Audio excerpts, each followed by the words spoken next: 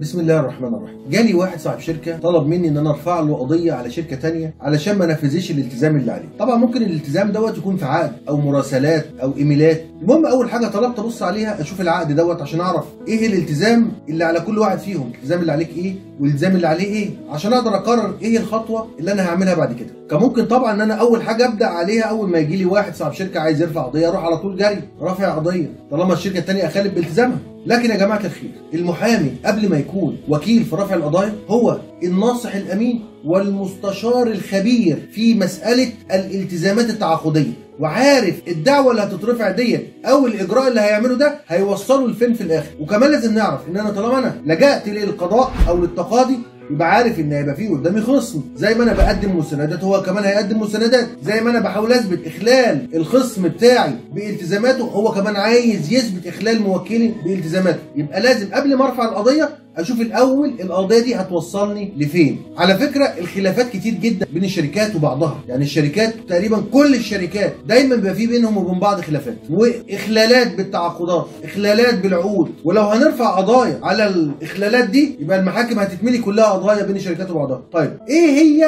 الخلافات اللي ممكن تكون بين الشركات وبعضها؟ اتكلم شويه كده عن الخلافات دي. فمثلا في شركه بلاستيك بتورد لشركه ثانيه عبوات عليها علامه بارزه، ولكن اتضح ان العلامه البارزه فيها خطأ. شركه تجاريه طلبت من شركه استيراد وتصدير انها تستورد لها اي نوع من الاجهزه، واتضح ان الجهاز اللي هي استوردته ده فيه عيب معين في مكون من المكونات. شركه ما نفذتش الالتزام اللي عليها علشان الشركه الثانيه ما دفعتش الفلوس اللي عليها، زي ما بنشوف كتير في شركات المقاولات اللي بتوقف الشغل علشان الدفعات نقص او الدفعات اتاخرت. شركه طلبت من مصنع انه ينتج لها منتج معين، ولكن اتضح بعد كده ان في من مكونات المنتج ده خامه رديئه عملت عيب في المنتج. يبقى انا كصاحب شركه لازم ادور الاول على افضل الحلول اللي هتوصلني لمصلحتي. انا هاخد حقي ازاي؟ ايه الحلول ديت؟ طيب انا عندي 4 طرق اقدر اوصل بيها لحل. اول طريق وده الافضل على الاطلاق هو التفاوض، ان انا اقعد مع الشركه واتفاوض معها. تاني طريق هو الوساطه، ان انا اشوف حد وسيط كبير عيله، واحد في السوق كبير،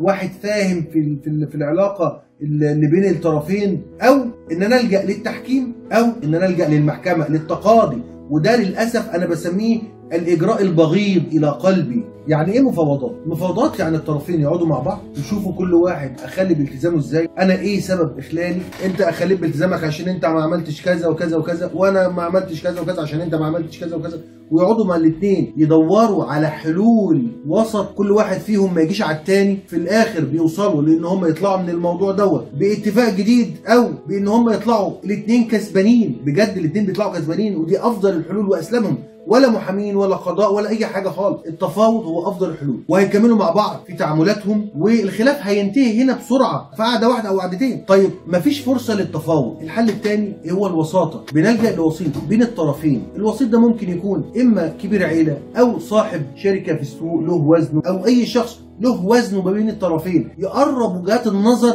ويوصلوا في الاخر لعقد او لاتفاق جديد الطرفين يكونوا فيه كسبانين. يبقى انا عندي التفاوض الاثنين بيطلعوا كسبانين وبيكملوا مع بعض شغل. الوساطه الاثنين بيطلعوا كسبانين وبيكملوا مع بعض شغل. التفاوض علاقه بين طرفين بس، الوساطه بيبقى فيها طرف ثالث اللي هو الوسيط. طيب لو الوساطه ما جابتش نتيجه او ان احنا ما حبيناش نلجا للوساطه، اللي بعد كده هي التحكيم. والتحكيم مش حاجه وحشه، والتحكيم شبه القضاء في انه بيبقى فيه حد بيحكم وان الحكم بتاعه ملزم للطرفين، ولكن والتحكيم افضل من القضاء من ناحيه السرعه ومن ناحيه خبره المحكم. لان انا مثلا شركتين هندسيتين بيننا خلاف ذو طبيعه هندسيه، المحكم يكون مهندس فهو بالتالي اقدر واحد اقدر من القضاء. طبعا القاضي ما عندوش الا معلومات القانونيه، انما المهندس عنده خبره في النزاع دوت وعارف ايه هو حق كل واحد في الطرفين. ممكن يكون النزاع طبي، ممكن اجيب طبيب، ممكن يكون النزاع حسابي اجيب محاسب. فالتحكيم انا بختار المحكم